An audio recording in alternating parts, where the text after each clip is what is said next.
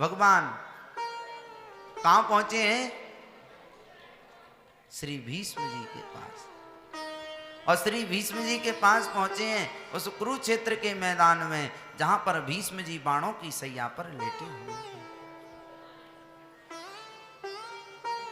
और आज जब भीष्म जी बाणों की सैया पर लेटे हुए हैं और आज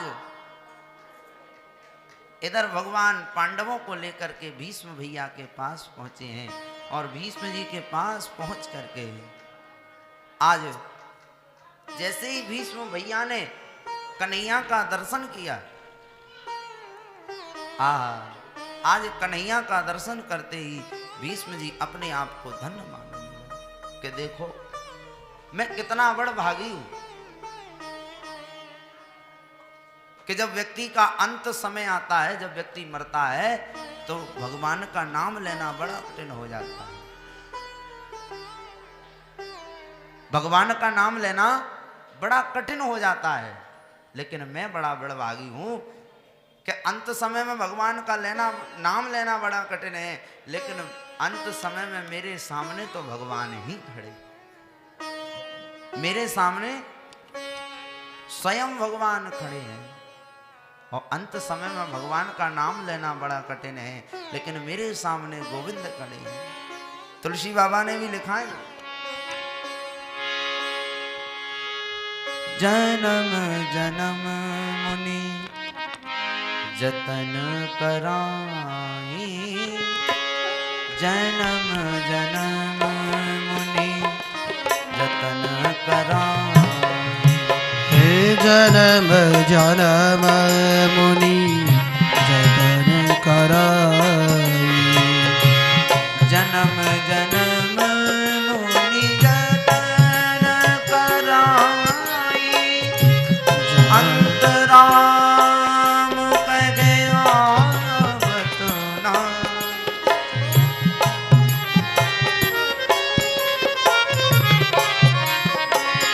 जन्म जन्म मुनि जतन कराई, जन्म जन्म मुनि जतन कराई।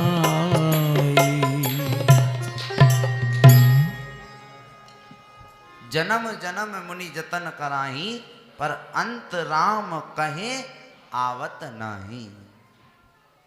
अंत समय भगवान का नाम लेना बड़ा मुश्किल है, लेकिन आज मेरे भाग्य देखो, देहांत काले तुम सामने हो, मुरली बजाते मन को लुभाते। देहांत काले तुम सामने हो, मुरली बजाते मन को लुभाते।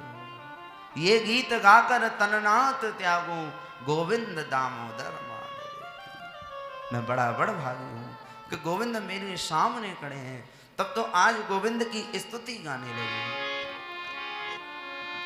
सदैव देवो भगवान प्रतीक्षताम्, कलेवरम यावदिदं हिनोम्यहम्।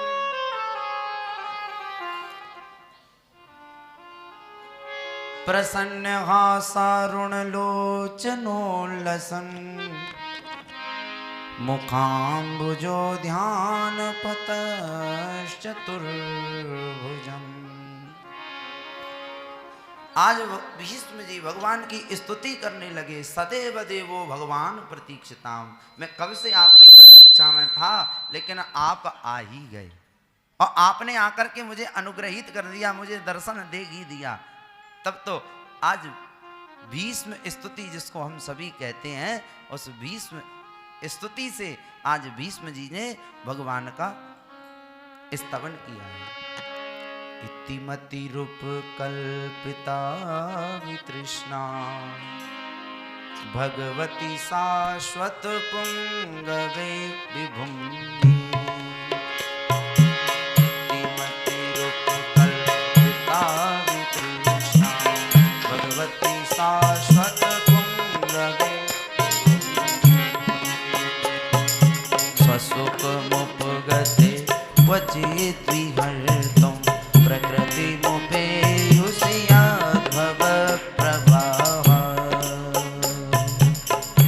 मति रूप कल्पिता वितृष्णा भगवती शाश्वत पुंगवे विभुम्नि स्वसुखमुपगते क्वचिद्विहर्तुं प्रकृतिमुपेयुषि यद्भव प्रवाह विमुक्तकल्पिता वितृष्णा भगवती शाश्वत पुंगवे विभुम्नि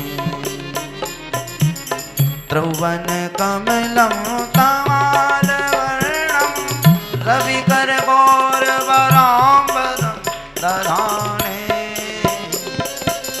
कपुरल ककुला व्रताननाब्जं विजय सखे रतिरस्तु मे नवज्ञा युधितुर्गर जो विधूम्र विश्वक कछु विलुलित श्रम बाल्यलंकृता से मम निसत सरल विवेद्यमाना त्वचि विलसत कवचेस्तु कृष्ण आत्मा सपदि सखी वचो निसंयम मध्ये निज परयोर्वलयोरथं निवेश्य स्थितवति परे निकायुरक्षणा रतवती पार्थ सखे रतिर्ममास्तु व्यवहित प्रतना मुखं निरीक्ष्य स्वजन भगाद्विमुखस्य दोषबुद्ध्या कुमति महरत महात्मविद्यया चरणरति परमस्य तस्य मेस्तु स्वनिगमपहाय मत प्रतिज्ञा मृतमधिकर्तुमलोक्तुरतस्तः धृतरथ चरणो भयाचलधूर हरिर्भवन्तुमिमं गतोत्तरीया विजयरथ कुटुम्ब आततोत्रे धृतभयरश्मनितक्रिये क्षणीये हरणनुपेदं ईक्षणीयो मम दृशिगोचर एष्व आत्मिरामा तमिममहमजं शरीरभाजां तमिममहमजं शरीरभाजां रधिरधितिष्ठितं कल्पितानां प्रतिदृशविवर्णकार्धमेकं समधिगतोऽस्मि विधूतभेदमोहा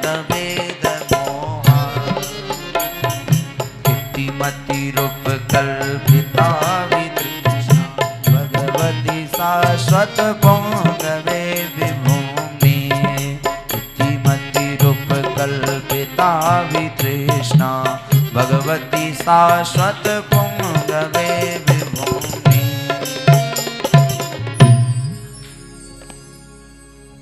बोली वृंदावन बिहारी लाल की। इसको भीष्म स्तुति कहा जाता है।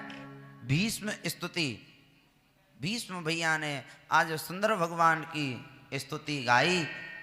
इतिमति रूप कल्पिता वितृष्णा। हे गोविंद, इतिमति रूप। भीष्म जी कहने लगे, गोविंद आज मैं जो बोल रहा हूं वो बस आज तक ही सीमित है। आज के बाद इति, इति शब्द कब लगता है? जब कोई वस्तु पूरी हो जाती है, कोई ग्रंथ पूरा हो जाता है, तब इति शब्द लगता है। लेकिन ये क्या कि भीष्म जी ने प्रारंभ में स्तुति गाई तो प्रारंभ में ही इति लगा दिया। इतिमति रूप कल्पिता वितृष्णा। इति शब्द तो भैया जब पूर्ण कोई वस्तु हो जाती है जब लगता है, लेकिन प्रथम में ही इति शब्द लगाकर गोविंद बस अब मैं जो बोल रहा हूं वो आज तक ही बोलूंगा, आज के बाद मैं नहीं बोलूंगा। और सुनो गोविंद, इति मति रूप कल्पिता, जो मेरी मति रूपी कन्या है गोविंद, उस कन्या को मैं आपके चरणों में समर्पित कर रहा हूं। आप मेरी मति रूपी उस कन्या को आपके चरणों में स्थान दें, मैं आपके चरणों में समर्पित कर रहा हूं। इस प्रकार भीष्म भैया ने कई बार जो है किन्हीं लीलाओं को याद कर करके स्तुति को गाया। युद्ध तुरगर जो विधूम्र विश्वक। पता है गोविंद, याद है एक बार तुमने प्रतिज्ञा की थी और मैंने भी प्रतिज्ञा की थी। गोविंद, आपने प्रतिज्ञा की थी कि मैं महाभारत के युद्ध में अस्त्र नहीं उठाऊंगा, और मैंने जो है प्रतिज्ञा की थी कि आज हरि ही शस्त्र ना कहाऊं, तो लाजू गंगा जननी को शांतनु सुत ना कहा। तो उस समय आपने प्रतिज्ञा की और मैंने भी प्रतिज्ञा की, लेकिन प्रभु धन्य है, आप बड़े दयालु हैं। प्रबल प्रेम के पाले पड़कर प्रभु को नियम बदलते देखा, और अपना मान भले टल जाए पर भक्त का मान न टलते देखा। जब अर्जुन पर बाणों की बरसात हुई और जब अर्जुन धराशायी होने वाले थे, तो उसी रथ के पहिए को निकाल करके युधितुर गर्जो विधूम्र विश्वक, उस रथ के पहिए को लेकर के आप मारने के लिए दौड़े। तो आपने उस समय आपकी प्रतिज्ञा को तोड़ दिया, क्योंकि उस समय आपके भक्त पर संकट था, और जब भक्तों पर संकट आता है तो भगवान फिर अपने आप को भी भूल जाते हैं। इसलिए तो कहा है, प्रबल प्रेम के पाले पड़कर प्रभु को नियम बदलते देखा, और अपना मान भले टल जाए पर भक्त का मान न टलते देखा। तो किन्हीं लीलाओं को याद करके भीष्म जी ने गोविंद की स्तुति गाई, और इसके बाद कहा, प्रभु मेरे मन में जो इतिमति रूप कल्पिता भी तृष्णा, मेरे हर मनुष्य के अंदर कोई ना कोई तृष्णा बनी रहती है, और ये 3 तृष्णाएं ऐसी हैं जो प्रत्येक मनुष्य के अंदर हैं, ऐसी हैं जो प्रत्येक मनुष्य के अंदर है। महाराज कौन सी 3? सुनिए, तुलसी बाबा ने अपने महाकाव्य में लिखा है, सुत वेत लोक ईसनातीनी, सुत वेत लोक ईसनाती, सुत वेत लोक दीनी, केई के मति कृत नामलीनी, केई के कृत मत नामलीनी, सुत वेत लोक ईसनातीनी। श्री राम जय राम जय राम, सुत वेत लोक ईसनातीनी, केई के मति कृत कृत नामलीनी। श्री राम जय राम जय जय राम, श्री राम जय राम जय जय राम। सुतवित लोक ईसनातीनी, सुतवित और लोक, इन तीनों वस्तुओं को पाने के लिए हर व्यक्ति के मन में इनकी इच्छा रहती है कि ये मिल जाए, लेकिन महाराज जो मेरी मति रूपी बुद्धि है ना, ये वितृष्णा, इतिमति रूप कल्पिता वितृष्णा बिल्कुल साफ सुधरी है, मलिनी, बिल्कुल मल से रहित है, बिल्कुल शुद्ध है, जिसको मैं आपके लिए दे रहा हूं। आप ये मत समझना कि बुद्धि खराब हो गई बुढ़ापे में तो मेरे लिए दे दी, ये मत समझना, निर्मल मैं आपके लिए समर्पित कर रहा हूं। इस प्रकार भगवान की अन्य लीलाओं का दर्शन करते हुए इधर महाराज श्री सुखदेव जी महाराज का जन्म तो हो ही गया था, परीक्षित जी महाराज का जन्म होना बाकी है। आज इधर श्री उत्तरा देवी के गर्भ से श्री परीक्षित जी महाराज का प्राकट्य होता है। बोलिए परीक्षित जी महाराज की, जय जय श्री राधे श्याम। परीक्षित जी महाराज का जन्म हुआ और जब जन्म हो गया तो पांडवों ने अपना राज्य पाट, जैसे ही राज्य को संभालने के शासक हुए, लायक हुए, तो तुरंत राज्य को परीक्षित को समर्पित करके और अपने स्वर्गारोहण की यात्रा के लिए निकले। इधर परीक्षित ने राज्य शासन संभाला और राज्य शासन संभाला। एक दिन देखा कि चल करके देखा जाए हमारे राज्य में क्या हो रहा है, और जब चल करके राज्य में देखा जाए, राज्य में महाराज राज्य में सब कुशल मंगल है, और जहां पर जाओ वहां पर पांडवों की ही कीर्ति का गायन हो रहा है, पांडवों की बड़ाई हो रही है। और इधर जैसे ही स्वर्गारोहण की यात्रा के लिए गए, इधर कलयुग ने भी अपना धीरे धीरे पैर पसारना प्रारंभ कर दिया। और जब धीरे धीरे पैर पसारना प्रारंभ किया, एक दिन परीक्षित जी महाराज दिग्विजय करने के लिए गए, और जब दिग्विजय करने के लिए गए, देखा कि मेरे दादा परदादाओं ने मेरे लिए कुछ छोड़ा है कि खजाने को खाली कर गए। खजाने को निकाल करके देखा तो सुंदर उसमें सोने का मुकुट मिल गया। स्वर्ण मुकुट को धारण करके और आज जंगल में शिकार खेलने के लिए गए हैं। जंगल में शिकार खेलने के लिए गए तो जाकर के क्या देखा कि एक बैल और एक गाय, दोनों नेत्रों से अश्रुपात हो रहा है, और एक काला पुरुष हाथ में डंडा लेकर के उन दोनों को मार रहा है। परीक्षित ने देखा, अरे दुष्ट, मेरे राज्य में तू गाय को सता रहा है। तलवार निकाल करके, खड़ निकाल करके जैसे ही मारने के लिए उद्यत हुए, चरणों में कलयुग गिर पड़ा। महाराज आप मुझे छोड़ दें, मारे नहीं। भाई तू कौन है पहले तो ये बता। कहा महाराज मेरा नाम है कलयुग। भाई सारा संसार तुझे पड़ा है, पर मेरे राज्य में ही रहने के लिए क्यों आया? इसलिए मैं कहता हूं मेरे राज्य को छोड़ करके चला जा। महाराज कहाँ जाऊं? जहां जाता हूं आपका ही राज्य पाता हूं, अब आप ही बता दो कहां जाऊं। परीक्षित ने सुना तो सुन करके कहा, सुनो मैं तुम्हारे लिए स्थान देता हूं, तुम उन स्थानों पर जाकर के रहो। तब तो परीक्षित जी महाराज ने 4 स्थान कलयुग के लिए दिए। दूतम पानम स्त्रियां सूना, ये पुरुषार्थ चतुर्विधा। दूतम जहां पर जुआ खेला जाता है, पानम जहां पर मदरा का पान किया जाता हो, स्त्रियां जहां पर वेश्यावृत्ति की जाती हो, वेश्याओं का घर।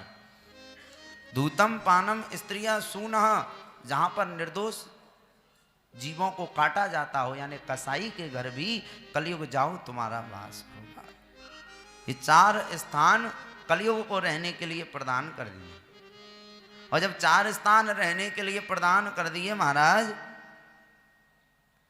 तब तो कलयुग कहने लगा, महाराज आपने जो मुझे स्थान दिए हैं, ये चारों ही स्थान अपवित्र हैं, कोई पवित्र नहीं है।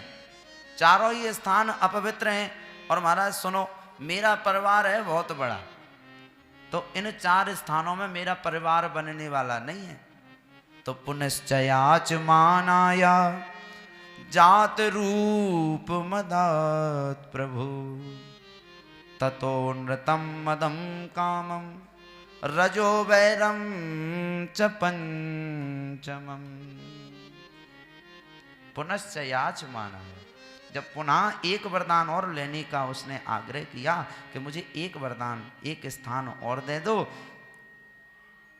तो परीक्षित जी महाराज ने कहा, जाओ अब तुम ऐसा आग्रह कर रहे हो तो जात रूप मदात प्रभु, ऐसा करो तुम्हारा वास स्वर्ण में भी होगा।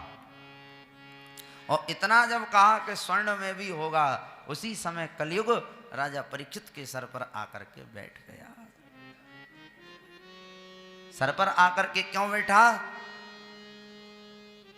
यहां पर प्रश्न किया कि महाराज राजा परीक्षित ने सोने में कलयुग को रहने का स्थान कैसे दे दिया? भाई सोने में तो पहले से ही भगवान का वास है, क्योंकि भगवान गीता में कह रहे हैं ना कि अर्जुन धातु नाम अस्मि किंचना नाम, धातुओं में जो सर्वश्रेष्ठ धातु है सोना, उस सोने में मेरा वास है। तो जहां पर राम है वहां काम कैसे रह सकता है, और जहां पर काम है वहां राम कैसे रह सकते हैं। सोने में भगवान है तो कलयुग कैसे रह सकता है, और सोने में कलयुग है तो फिर वहां भगवान कैसे रह सकते हैं। जब इस प्रकार प्रश्न किया तो कहा सुनो भैयाओ, भगवान का वास किस स्वर्ण में है, जो धर्म से कमाया है, नीति से कमाया है, उस स्वर्ण में गोविंद का वास है, और जो अनीति से कमाया है उस सोने में कलयुग का वास है।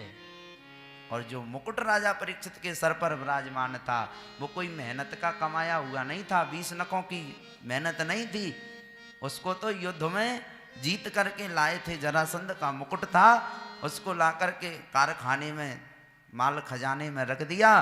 परीक्षित ने उसको जैसे ही सर पर धारण किया, उस अनीति के कमाए हुए मुकुट में आकर के कलयुग बैठ गया। एक दिन दिग्विजय करने के लिए गए, सांझ का समय हो गया, और सांझ का जब समय हुआ राजा परीक्षित को भूख प्यास सताने लगी। और जब राजा परीक्षित को भूख प्यास सताने लगी तो उसी समय ऋषि के आश्रम में पहुंचे और जल की याचना की, मुझे जल पिलाओ। तो ऋषि महाराज समाधि में व्यस्त हैं, बैठे हुए हैं, समाधि में मस्त हैं, उनको ये भी पता नहीं है कौन आया कौन गया। राजा परीक्षित की बुद्धि तो पहले से बिगड़ी हुई थी, मन में सोचने लगे ये कैसा ढोंगी साधु है, मैं इस राज्य का राजा हूं और मेरे राज्य के राजा के आने पर तो इनको स्वागत करना चाहिए कि राज्य के राजा आए हैं, लेकिन देखो इन्होंने उठ करके मेरा स्वागत नहीं किया, पानी पिलाने की तो दूर बात। और उस कलयुग ने राजा परीक्षित की बुद्धि को बिगाड़ दिया। उसी समय क्या देखा कि पास में ही एक मरा हुआ सर्प पड़ा है, बाण की नोक से उस मरे हुए सर्प को उठाया, उठा करके राजा परीक्षित के गले में डाल दिया। और राजा परीक्षित के गले से जो है समीक ऋषि जो तपस्या कर रहे हैं, ध्यान में मस्त बैठे हुए हैं, अलमस्त महात्मा, जब जल की याचना की नहीं सुना, उठा करके और जैसे ही गले में डाला, डाल करके अपने राज्य की ओर, और जब अपने राज्य की ओर चले गए, इधर छोटे छोटे बालकों ने देखा, अरे जाकर के बालक से कहा कि आपके पिताजी के गले में कोई राज्य के राजा आए हुए थे और मरा हुआ सर्प डाल करके चले। जब सुना, सुनते ही आज श्राप दे दिया। इति लंघित मर्यादं तक्षका सप्तमे हनि दाक्षमितिस्म कुलांगारम नोदितो मैं ततद्रुहम्। इति लंघित मर्यादम तक्षका सप्तमे हनि, जिस राज्य के राजा ने इस मर्यादा का उल्लंघन किया है, उस राज्य के राजा को आज से 7वें दिन वही नाग आकर के तक्षक के रूप में काटेगा और वही राजा की मृत्यु का कारण बनेगा। इति लंघित मर्यादम तक्षका सप्तमे हनि दक्ष्म तिस्म कुलांगारम नोदितो में ततद्रुहम्। आज जब राजा परीक्षित को श्राप लगा और आज राजा परीक्षित को मालूम चला, 2 बालकों को पहुंचाया और जाकर के गौरमुख नाम के शिष्य ने राजा परीक्षित से कहा, परीक्षित जी आपको श्राप लग गया है, अब अपनी मुक्ति का कोई उपाय ढूंढ लो। तो राजा परीक्षित पहुंच गए, सारे राजपाट को त्याग करके मन में पछताने लगे, मैं कितना संतों का ब्राह्मणों का सम्मान करता था, लेकिन मेरी बुद्धि न जाने कैसे बिगड़ गई कि मैंने संत का अपमान कर दिया। ये कैसे हो गया? सब कुछ अपने पुत्र जन्मेजय को दे करके गंगा के किनारे पहुंच गए और गंगा के किनारे पहुंच करके और आज संतों का संग किया, अनशन व्रत ले लिया कि जब तक मेरी मुक्ति का कोई उपाय नहीं मिलेगा, जब तक मैं यहां से जाने वाला नहीं हूं, यहां से उठने वाला नहीं हूं। और आज मन में अपनी मुक्ति का अनशन व्रत ले लिया और अपनी मुक्ति का उपाय ढूंढने लगे। किस प्रकार? भजन के माध्यम से सुनेंगे और उसके बाद कथा का विश्राम और हम सभी आरती का आनंद लेंगे। बोलिए बांके बिहारी लाल की। मुक्ति का कोई तू जतन कर ले, मुक्ति का कोई तू जतन कर ले,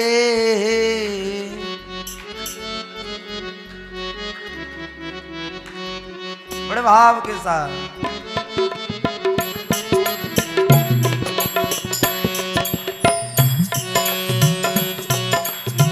मुक्ति का कोई तू जतन कर ले, मुक्ति का कोई तू जतन कर ले, रोज थोड़ा थोड़ा हरि का भजन कर ले, रोज थोड़ा थोड़ा हरि का भजन कर ले।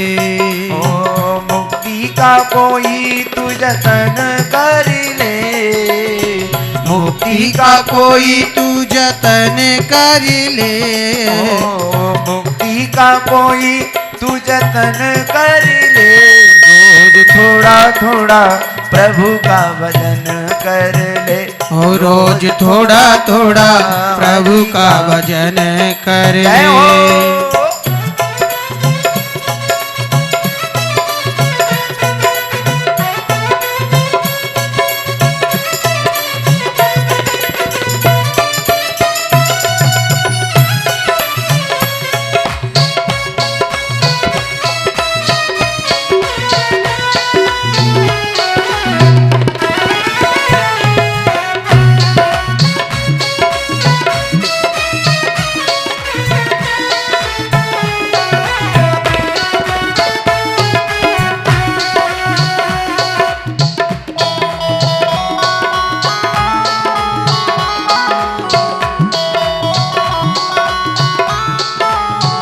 और बड़ी सुंदर बात, भक्ति करेगा तो बड़ा ही सुख पाएगा, भक्ति करेगा तो बड़ा ही सुख पाएगा, और भक्ति से आत्मा का मैल छूट जाएगा, भक्ति से आत्मा का मैल छूट जाएगा, भक्ति करेगा तो बड़ा ही सुख पाएगा, भक्ति करेगा तो बड़ा ही सुख पाएगा, और भक्ति से आत्मा का मैल छूट जाएगा, भक्ति से आत्मा का मैल छूट जाएगा, आत्मा के साथ साथ मन कर ले, आत्मा के साथ साथ मन कर ले, रोज थोड़ा थोड़ा हरि का भजन कर ले, रोज थोड़ा थोड़ा हरि का भजन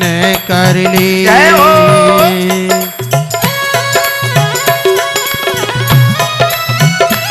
राधे बोल बांके बिहारी लाल की।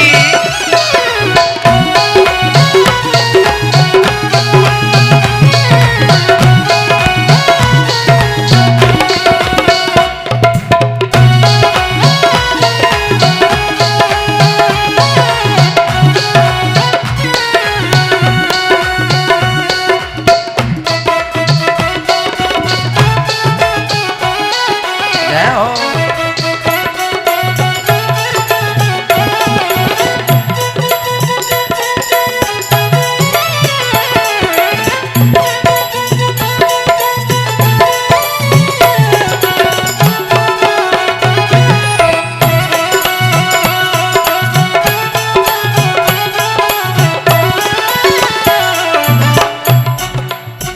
संगत कर अच्छे लोगों की, संगत कर अच्छे लोगों की, और दवा मिल जाएगी सभी रोगों की, दवा मिल जाएगी सभी लोगों की। संगत कर अच्छे लोगों की, दवा मिल जाएगी सभी रोगों की, जिंदगी को अपनी चमन कर ले, जिंदगी को अपनी चमन कर ले। रोज थोड़ा थोड़ा हरि प्रभु का भजन कर ले, रोज थोड़ा थोड़ा हरि का भजन कर ले। जय हो बलिहारी।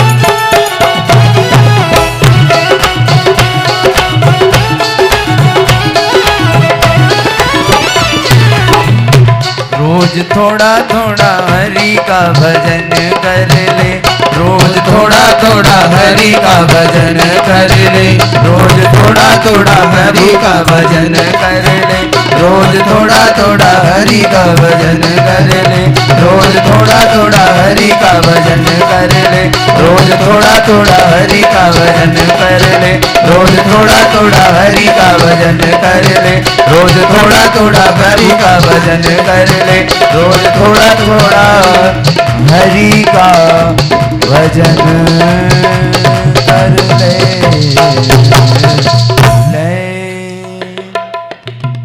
बोल वृंदावन बिहारी लाल की। आरती के बाद